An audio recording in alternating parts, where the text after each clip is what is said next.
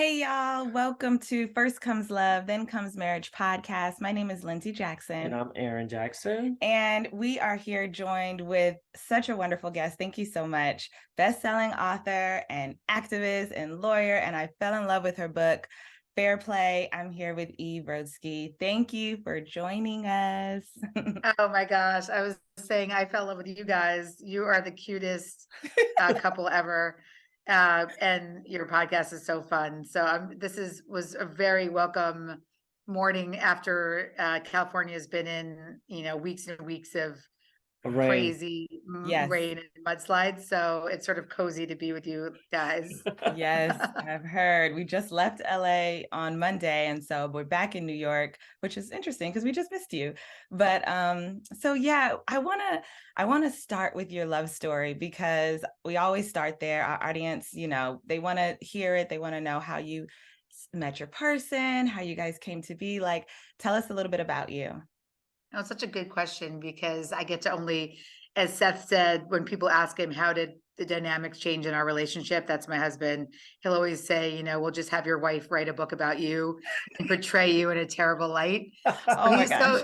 He's so used to us people hearing about the sort of the trauma in our relationship that I actually don't ever get to really talk about the beginning part. But what was so interesting for me, going way back, way back, uh, I was the recipient of a lot of scholarships and a lot of financial aid, and I got to go to the University of Michigan, which was really amazing. I was a truant student, and so then I got into high school, a specialized high school, by taking a test when I was in 8th grade, and my teachers didn't, and I'm going way back, which I've never done, but my teachers never even believed I had taken that test because I had been truant.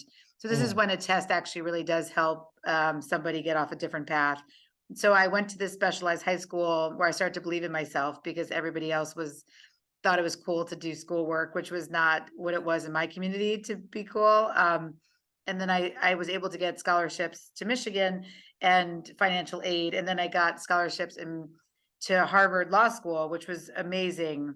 But what was interesting when I graduated was one of the things most people do is they take a trip. It's called a bar trip. It's something to celebrate when you take the bar because it's a 3-day ridiculous test that is really hard. A lot of people fail it. I remember John F. Kennedy Jr. failing the bar like 17 times or something. Oh, wow. And what I remember about that time in my life was that there were only 2 or 3 of us that couldn't afford to travel to take a bar trip. Because everybody else was there, surprise, because I guess their parents pay for their education. Wow. Or they had, multiple generations of going to Harvard. Like I didn't realize there was a whole industrial complex. That's another podcast we could talk about, getting our kids into schools. But it was so interesting. So my friend and I didn't have the money to travel. So we applied for a show called The Amazing Race. Yes. And we got on this show. Yes, I was on season 3. I think it's on like season 100 now. Okay. Oh my gosh. And of course we were the villains because we were like the 2 women team. And they portrayed us as sort of like sexy vixen villains. But what was fun about that and also interesting was that my friend and I were supposed to live together because we had a rent stabilized apartment in Stuyvesant Town. And even with the rent stabilization, I still, because of all my loans, couldn't really afford even a month of not having a roommate. But when I was on The Amazing Race for 6 weeks, you get sequestered. You can't talk to people from home.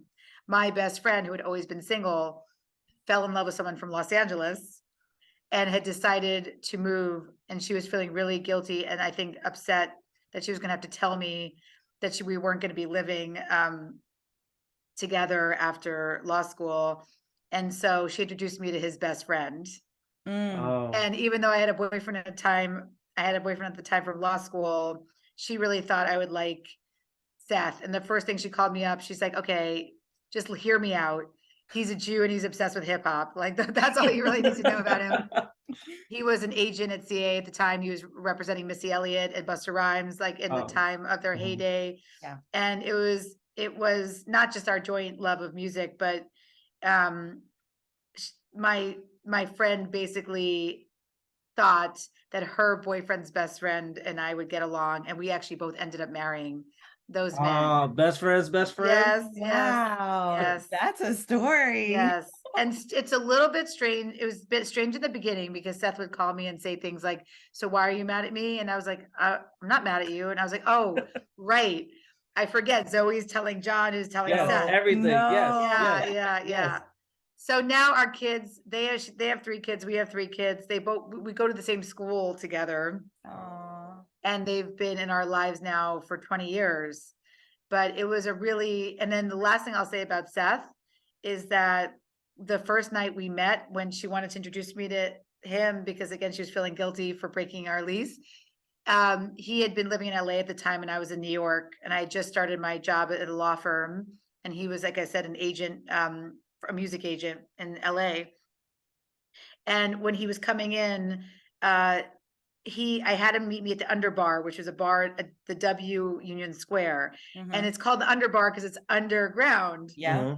And I had a partner give me a last minute assignment. We were supposed to meet at 9.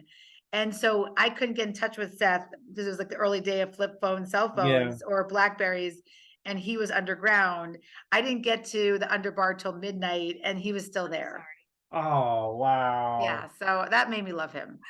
Wow. 3 hours? He waited 3 hours for me. Oh my gosh, that's beautiful. Wow. That's sweet. So we want to more about Seth. Yes, Follow-up yes. question.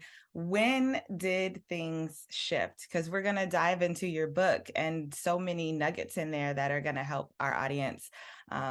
There was a shift in the relationship, and like, can you tell us, how did it happen? Like, what was going on? Well, I think it was a really interesting time, though, now that I unpack like all the things that were happening at the time that our relationship had its first really big hurdle. For me, Seth was my true partner. I had grown up in a single parent household. As I told you, I was truant. I was like my mother's parental child. I would help her with bills and then live my life the way I wanted to live my life. She wasn't really able to be that present for me, and my brother was disabled, so there was a lot of stuff going on with him. And so I vowed, since I was her partner, that I wouldn't recreate that system, that I would have a man in my life that was present, that didn't just come to pick me up for Kentucky Fried Chicken, once every month. That was our like routine. And sometimes my father would show up, sometimes he wouldn't. And so I knew I wanted an equal partner. Aaron and Lindsey, like that was something that I really wanted for myself. And Seth was my equal partner. Like we were sort of like killing it in work and life. He would order in like dinner, I would do the laundry. Like it felt so fair. So there was nothing on my radar to believe that it wouldn't stay fair once we had kids. Oh, yeah. Right. There was nothing about those things, right? Yeah. Right. We don't talk about it because he was so supportive of my work. He was proud of me. He listened. I mean, that's one of Seth's best skills was I would complain about something, and then a week later he'd say, did you ever resolve that with that partner that you were working for? And I was like, how do you remember that I wanted to resolve something? He was so attuned to me. And then Zach came into the picture, and things start to feel unfair to me. And I think it started because Seth had to go back to work 2 days after Zach was born. And I had a 3-month maternity leave. So these things, and I really wanted to breastfeed, and it was really hard to breastfeed. And so then I brought in like a breastfeeding consultant who was I didn't want to talk to Seth. Like she was the only person I wanted to talk to, because she was, he was useless. And then Seth would say, well, there's not much for me to do, even though we're going to unpack fair play in the 100 cards he could have been doing.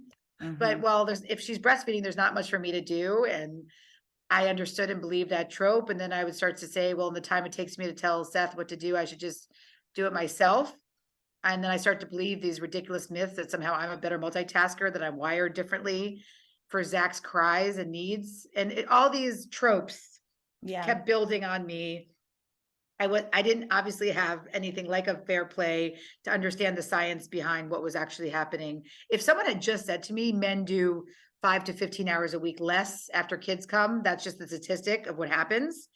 I think I would have, just that statistic would have made me in a better mind space to understand that it wasn't my rage and resentment against Seth. So I held it in, and we really legitimately thought that the reason why we were fighting so much after Zach was born was because of the weather.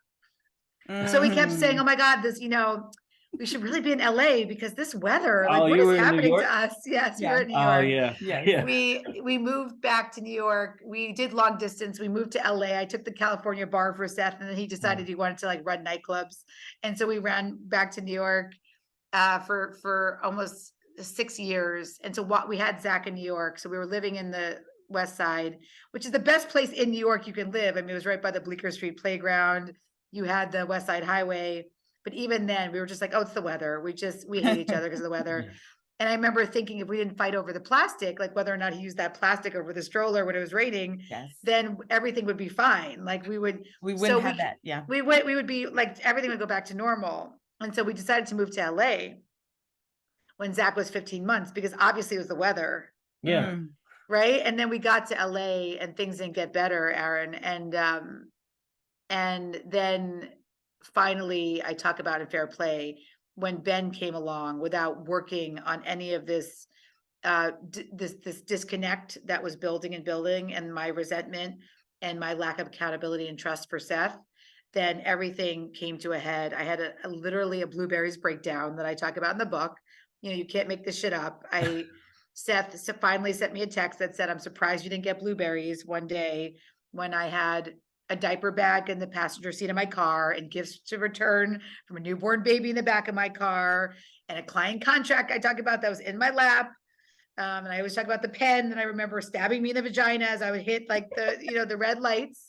And in that chaos of the breast pump and the contract in my lap, because I had to start my own new firm because I couldn't work and, at a big corporation and do all the unpaid labor.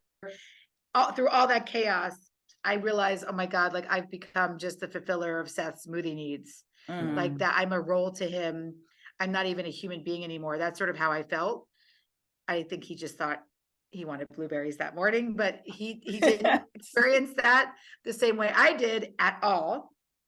And he's regretting that he sent that text all these years later. But it was finally the first day where I sat there hysterically crying, thinking to myself, not only am I the default, or I call it the she-fault, for literally every single household and domestic task for my family, but I don't have the language or the tools to bring my marriage back from the brink. And so all of those years of prepping to have an equal partnership and not to do what my mother did, I thought that I would end up like her and be in a divorced family structure. And I was sad. I was so sad. One of the things that was interesting about your book, and Lindsey and I were talking about it, because culturally, like we grew up in a church and it was like these gender roles, and we talked about it in our first season. And so it's like, okay, the woman does this, the woman does that, and the guy does this, he does that, he does that.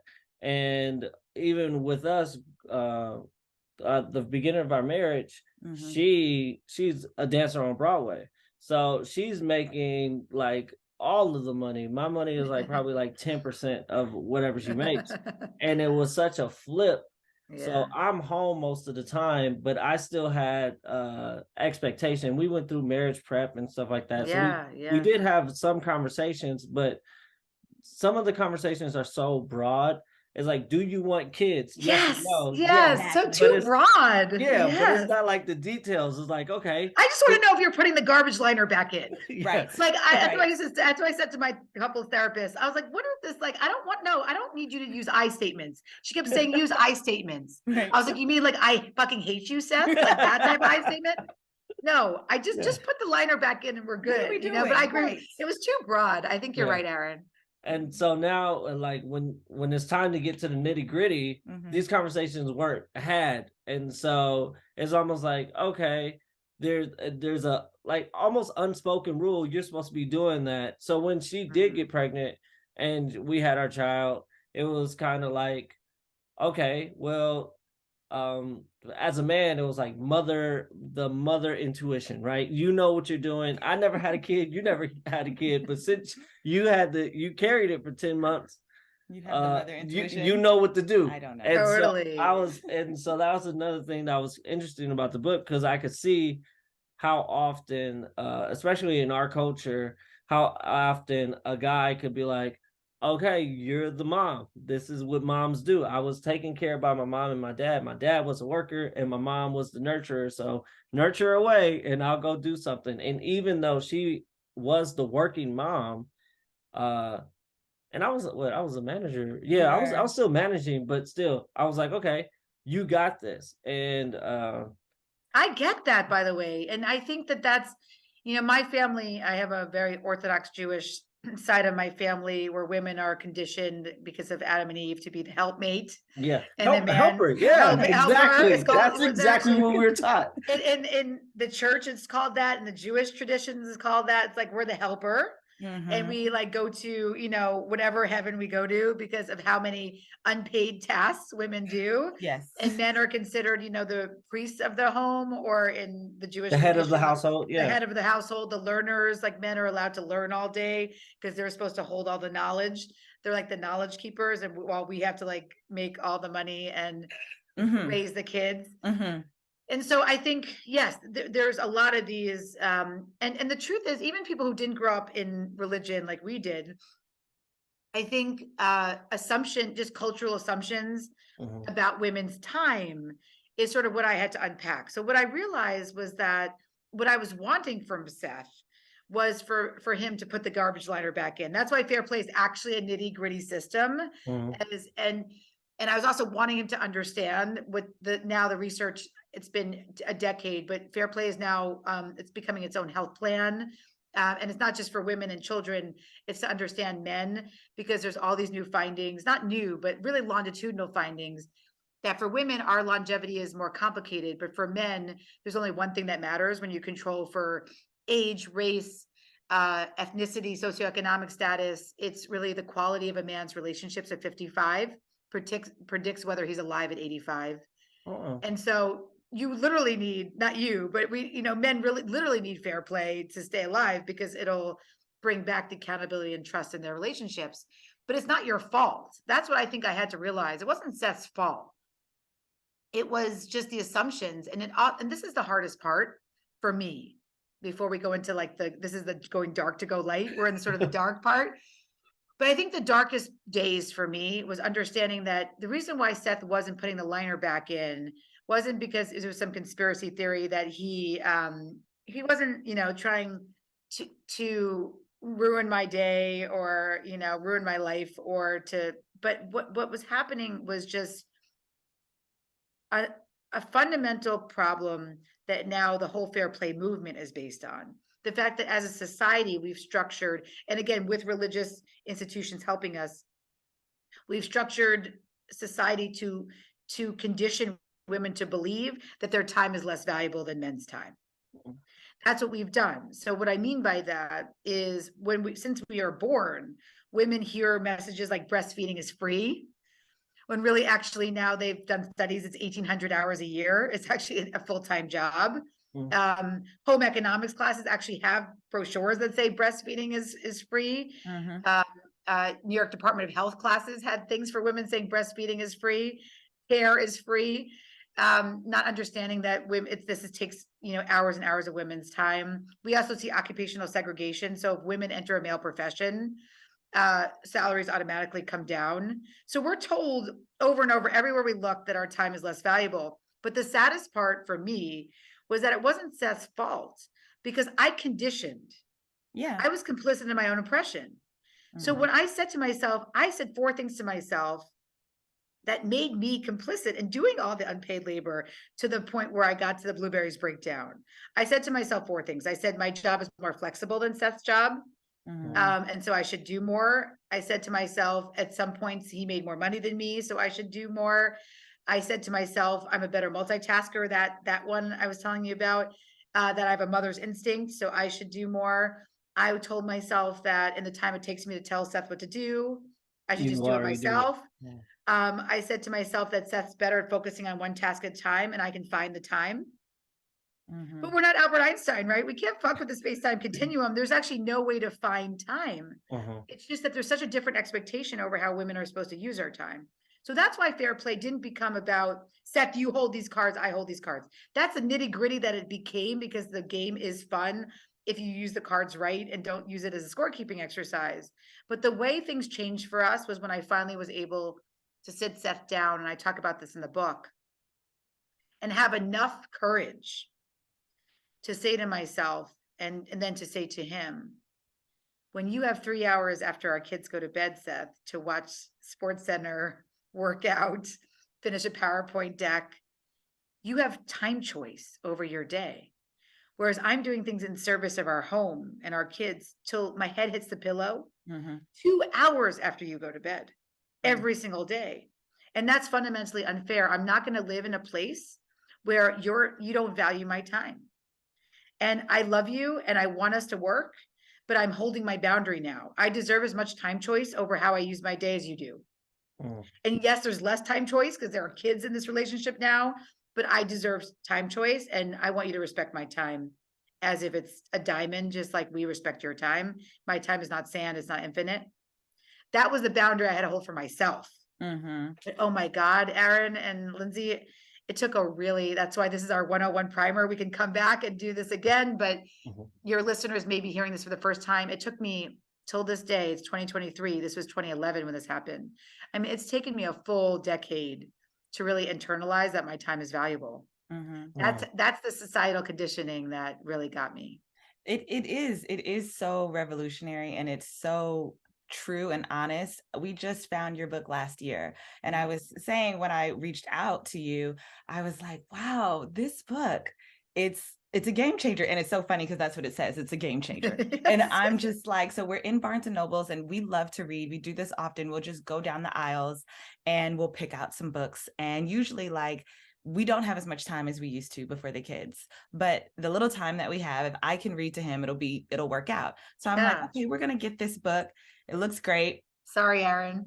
No, it's fine. It's fine. The beginning of the book was getting kind of rough. It's a little harsh. It's harsh in the beginning. But it smooths out. I'm just saying, at the beginning of the book, every moment I was like, yes, okay, yes. Because as women, it's so hard. I just want to say I appreciate you getting through the beginning, because as one man said to me, he's like, look, the system has really changed my marriage, but that first 150 pages was really horrible. Yeah, well, the reason I can get through it, because one, we have this podcast and we this is part of our, I would say, unicorn time, even though we're doing it together.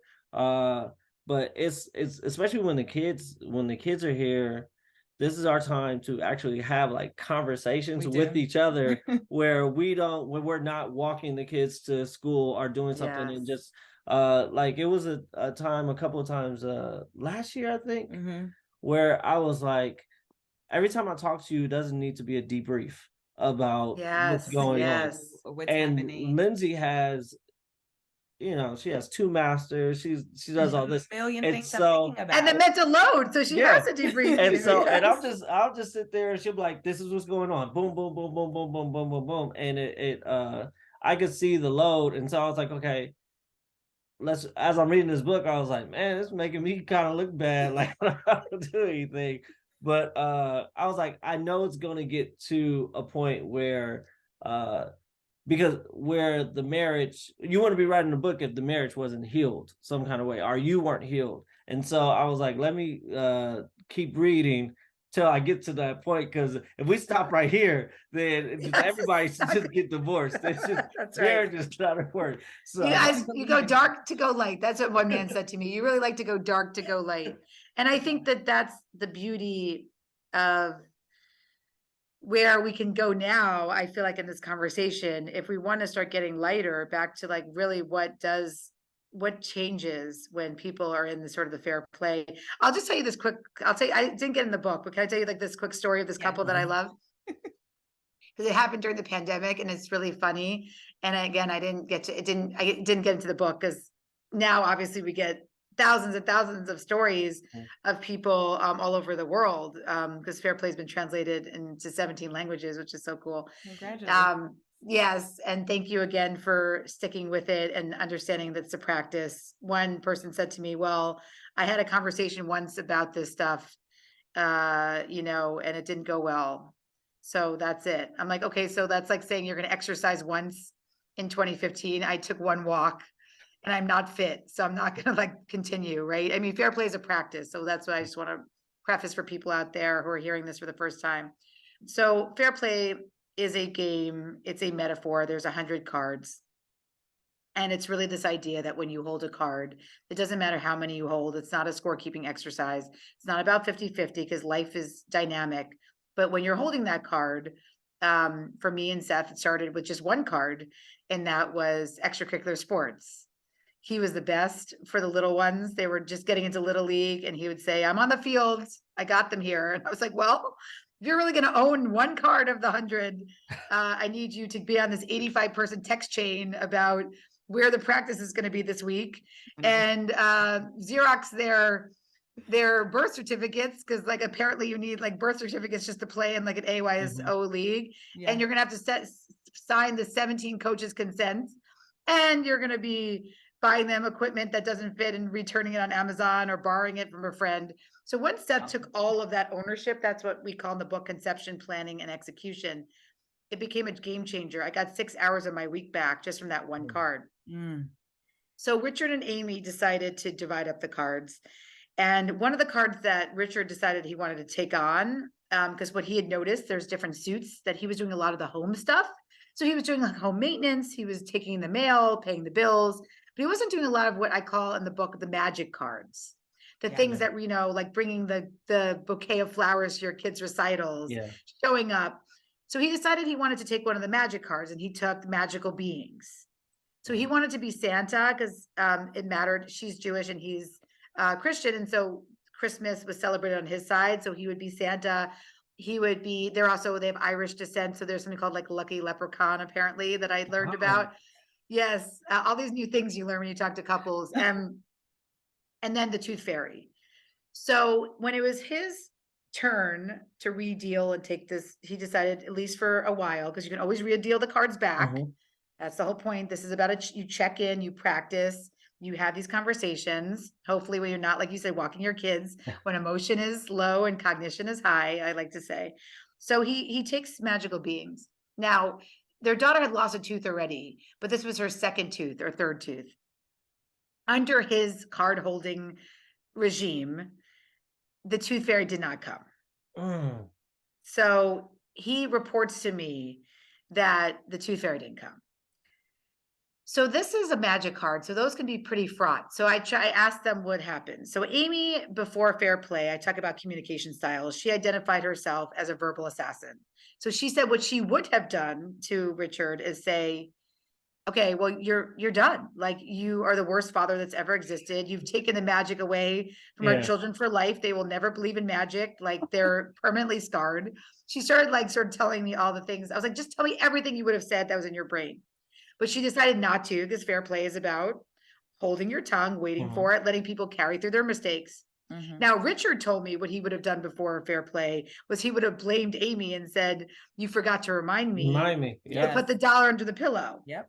So that was their dynamic. And what I loved about them is they were willing to admit what their dynamic was before. So in this instance, Richard said that Amy did not verbal assassin him.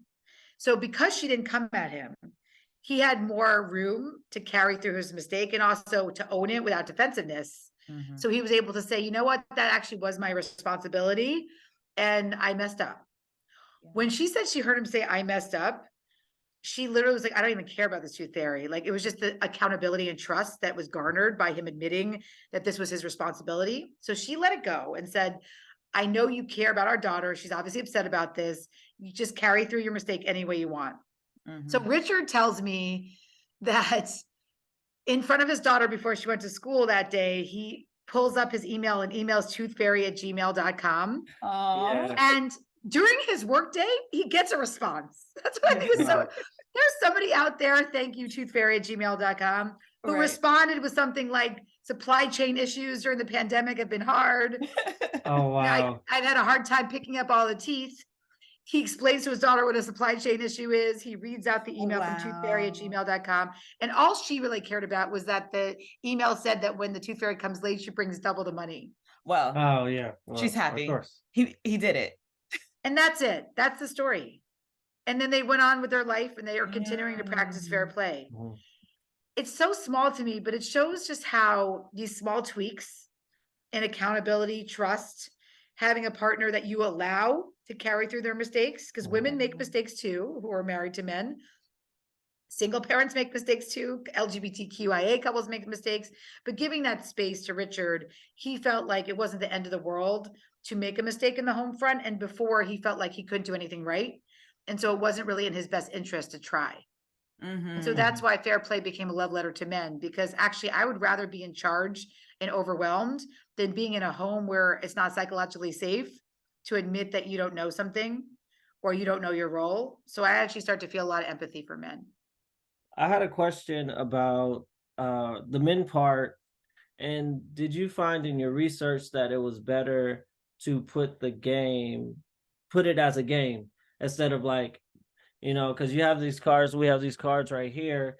And I would think that the conversation is a tough conversation when it could be reversed. Like if I feel like I'm having a heavy load and I want to talk to her, and reverse, it's kind of like this kind of eases it into, hey, basically I feel like it's unfair. I feel like we're going through this, it's unfair. And because I would feel like if we really had an intense conversation, I would feel attacked. Like if she's like, "Oh, you're being unfair. You're doing this, you're doing that," and I was like, "Well, now I feel attacked, so I'm gonna be defensive." But did you think that how did you come up with the idea to put it as a game where it could be more, acceptable for somebody who is I will say like the benefactor, or somebody who isn't carrying the heavier load? And also on the second part of that is, was it because you were a lawyer that you were able to write down all the tedious stuff? Because I really was talking about that. I was like, I don't even think I could write down the stuff that she does or the stuff that I do. Like one thing I realized, I plug in everything. Like I am It's the IT electronics. all the time. Yes, And yes. her phone, she doesn't know where her chargers are, so I have to plug in her He phone. does that. And so that's like a little thing that I would write down that I do, that if I was gone. And I wouldn't want to switch That's that. an important card, Aaron. That's Yeah. electronics and IT. I don't want That's a that. I hard don't want to card. do that. Yeah. I don't want to do But that. I was thinking, like, how did she write down everything? And Yeah. also, how did she present it to her husband besides, you wanted to work together, grand pictures like, hey, we're losing our marriage, let's do this. But also some guys might be like, I have the upper hand, you want to make it fair. I like having the upper hand. Like people like being the Right, benefactor. right. Yeah. So the It's hard to game, change. the game factor, how did you come up with that? Well, I think it's such a great question because for me, I knew 50-50 wasn't going to work because at that time in our marriage, I had started working for myself and Seth was making more money than me. So the idea of saying, well, I want you to do exactly 50% of the unpaid labor, it wouldn't have flown with him because he would say, well, then, what are you doing? Or like, you need to make more money. It would have just gone in a bad cycle. And so I really wanted to understand how people were doing things in the workplace. And so the beauty was, I had this realization one day that because my day job is as a lawyer, I work in behavior design. So what's interesting is that there's all these new books called like Stanford Art Professor Designing Your Life and all these books now. But they're really the only people that design societies are lawyers. You want people not to vote in Georgia? Guess what you're going to do? You're going to pass a law so that they can't vote in Georgia. You want people to stop at a stop sign? Guess what you're going to do? You're going to pass a law to tell them to stop at that stop sign. So I look at the world through how you change people's behaviors. And again, it's why I love therapists. They're my cousins. But that internal work is not what I'm interested in. Because again, I don't give a shit if Seth actually believes that his time is more valuable than mine. He probably still 100% believes that. That's his whole life's conditioning. Fine. But as long as he doesn't act that way, I really don't care what's going on behind the scenes in his head. So I'm looking at actual behavior change. So when I realized that if you look at actual behavior change, and I had been giving this boundary systems and communication formula to my clients, I wondered to myself, instead of, breaking down from the blueberries on the side of the road or crying or continuing in these patterns like you talked about of these hot conversations that just end up being like, well, you're unfair, this is not working. Could I get my ass in gear and become my own client? Mhm. And so especially for the families that I work for that look like the HBO show Succession, and you should all feel bad for me, even if you haven't seen that show. I work for people like that. And so what I realized was that a lot of the older patriarchs that I work with, they would want succession help. Like they have these big businesses. Who's going to run my business? Am I going to sell my business? Is my second son going to run this? My third daughter?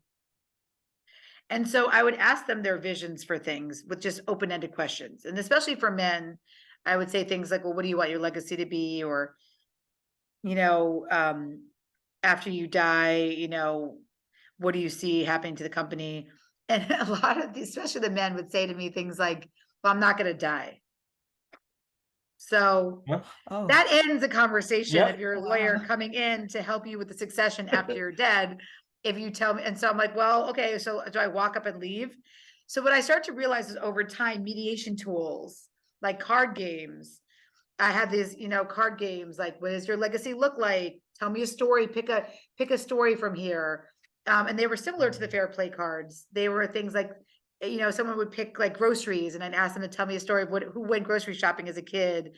One patriarch was telling about his newspaper route, and that's why philanthropy was always about teaching a man to fish, as opposed to giving a fish to him, because by working at age 14, he was able to see newspapers, and he ended up being a media mogul.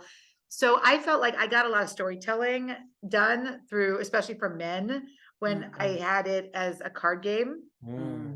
And then the beauty of a card is when I tell you to hold a card, it's a metaphor that people understand. Like if you're holding your deck, if you're holding your card, that you can understand that, yes, if I'm holding dinner tonight and you hold that card, it's a metaphor for owning it.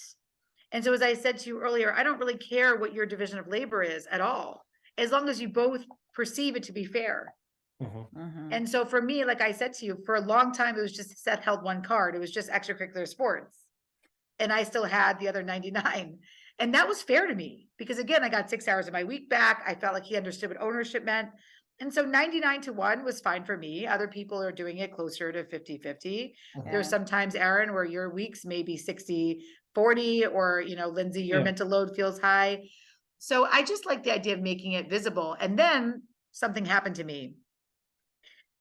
So then I start to use the cards, because first it was the should I do spreadsheet that Seth did not respond well to at all, because I just sent it the spreadsheet, and I write in the book I didn't even get a response from him. I just got that monkey covering its eyes, like, never send me anything that looks like this again.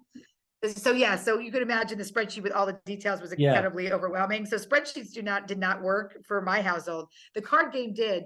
But what was so interesting about the cards was, as I started to use it, so I have these old prototypes I can show you the years ago when I was testing the system, and actually now it's been tested, like I said, it's in 52 territories, but I'd say I have really good couples in 17 countries over 10 years. But in the beginning, what would happen is people would be like, well, the cards aren't helpful because we both do it all. We do it all. We both do it. We both do groceries. We both do electronics. Right. Maybe Lindsey thinking she's doing electronics, so she hands you her phone. Right. People not understanding what both meant. It was starting to really bother me, this idea of what both. So I said, okay, I need to change what I'm doing with these cards. So instead, what I did was I took just the groceries card, just that. And I had people break it up and say, just tell me how mustard gets in your refrigerator. Right. That's all I need to know. And once I just focused on that one card, the holding of what that card would mean, I started to see that in 17 countries now, women married to men were the ones telling me that they were the one noticing that their second son, Johnny, likes yellow mustard, French's yellow mustard with his protein. Otherwise, he won't eat protein. He'll choke on the dry protein. And I was able to write down conception, because that's a piece of organizational management. And then women were telling me they were the ones getting stakeholder buy-in for what their family needed from the grocery list, and that they were also monitoring the mustard for when it ran low. So that planning phase, I was able to break out and say, ooh, that's planning. And then the both came from, because women were then saying, well, then I send my partner to the store, Eve, to get the yellow mustard, and he brings home spicy Dijon every fucking time. Yeah. And you're telling, wait, and there's another card here called estate planning. You want me to trust Aaron with my living will? Right. He can't right. even bring home the right type of mustard. So no, this game's not going to work for me. Bye. Mm-hmm. So that was it. So that was like the ding, ding, ding. Once I realized that, hey, it's terrible for men to get things wrong. And so why would I send you to the store with no context? I would never do that for you at work. Even my Aunt Marion's Mahjong group has more clearly defined expectations than men have in the home. You don't bring snack twice to that group, you're out. So I said, this is terrible for men to be in charge of execution without context. That's control and no context. We never do that in the workplace in a healthy organization. And women, it's terrible for them because they're holding all the control, no context. So they have the whole mental load of the conception and planning. So that's why the game became so fun, because I was able to break out this both trap that people were getting into and actually saying, just tell me about what would happen if you were the one owning this full card from start to finish. Doesn't that always happen all the time? Obviously, life gets in the way, but knowing that ownership is the ultimate, penultimate goal, to let you do you and me do me. That was why the card game became so helpful. You go though. I do want to say, I want to ask you rather, if the one jewel, because I know I love to ask this question.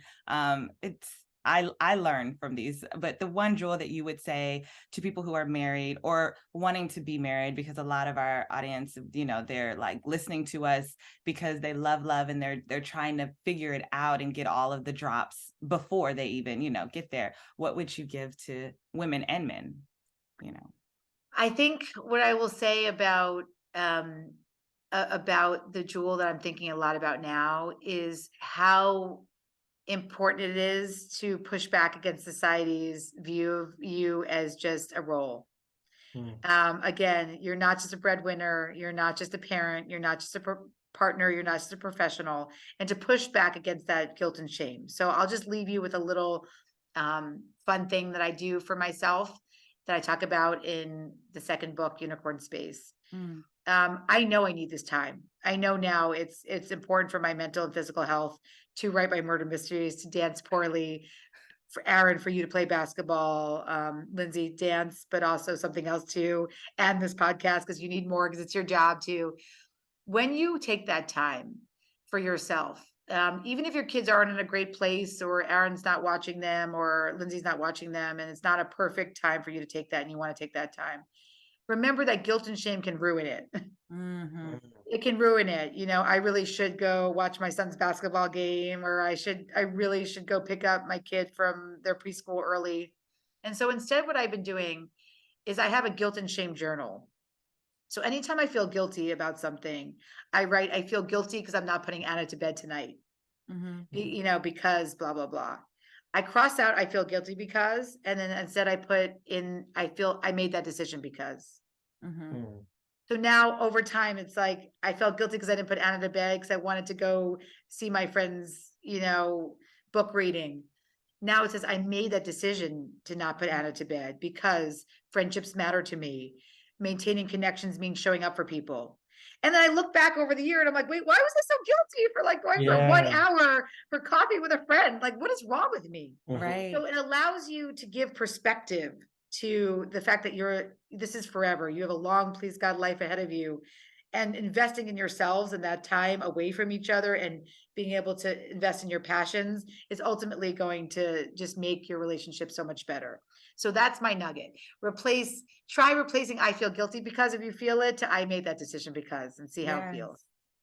Well, Eve, thank you so much for joining us. This was such a pleasure. Oh, this is so fun. I feel like I know you already. When I come to New York, I need to come and give you guys a hug. Yes. Watch we're on the west side. We're in Harlem, so you can come. Okay, amazing. Yes. I'm often on the Upper West Side a lot for things. So, big hug. Okay. Go down to the West 4th courts, and then we can come watch you play. Okay. That was all I did. The weather has the weather's bad. I know. Literally from when I was 12 to 16, I think that's all I did. I just like smoked weed and sat at the West Fourth courts and just like watched the guys play basketball. That was like what I did for literally 5 years of my life. Wow. Yeah, see, that's because you were a truant student. I was truant, exactly. That's what I was doing when I was supposed to be in school. All right. Well, so good to meet you. Thank right, you. thank And you so hopefully much. we can do it again. Yes, yes, Have a yes. Great day. Thank you. Bye. Bye. Bye. So thank you for joining us, watching us, listening to us. Please reach out. Let us know what you think. You can DM us on Instagram or TikTok. First Comes Love TCM. You can call our voicemail at 412-LOVE-POD. That is 412-5683-763. And you can email us. Let's talk at firstcomeslove, thencomes marriage.com. See you next Friday.